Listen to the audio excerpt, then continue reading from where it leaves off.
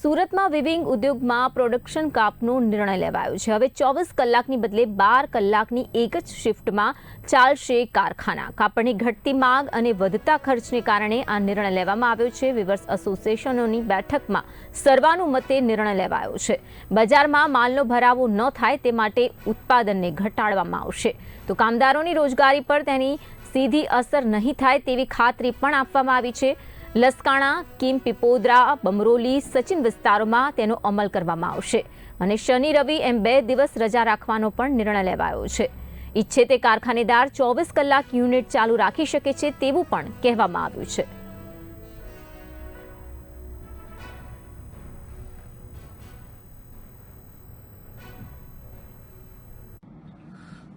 નમસ્કાર, હું અશોક જીરાવાલા।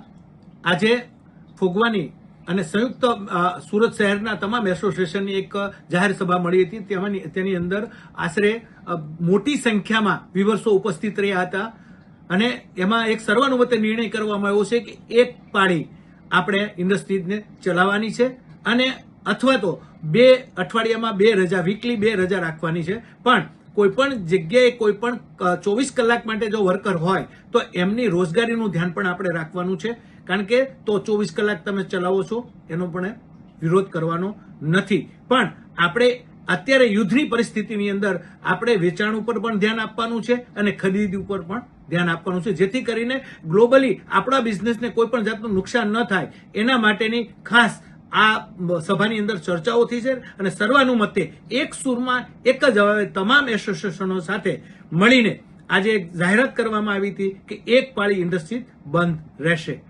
આભાર, થેન્ક યુ।